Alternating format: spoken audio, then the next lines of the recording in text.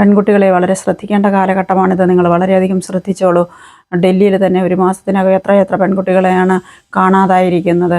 അതുപോലെ കേരളത്തിലാണെങ്കിൽ തന്നെ 2 ദിവസത്തിന് മുമ്പ് തിരുവല്ലയിൽ ഒരു സ്ത്രീയെ അവർ തൊഴിൽ ചെയ്യുന്ന സ്ഥാപനത്തിൽ കയറിയിട്ട് 6 പേര് കൂടിയാണ്, ഒരു കാപ്പ കേസ് പ്രതി ഉൾപ്പെടെ 6 പേര് കൂടിയായിട്ടാണ് ബലാത്സംഗം ചെയ്തിരിക്കുന്നത്.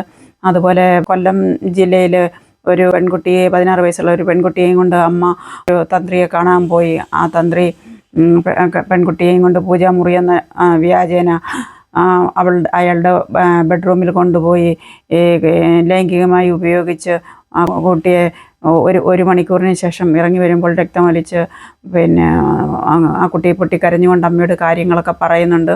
ആ സംഭവത്തിന് ശേഷം പോലീസ് അയാളെ അറസ്റ്റ് ചെയ്യുന്നുണ്ടെങ്കിൽ പോലും ഇതുപോലെയുള്ള സംഭവങ്ങൾ കേരളത്തിൽ ഇപ്പോൾ വളരെ കൂടിക്കൊണ്ടിരിക്കുകയാണ്.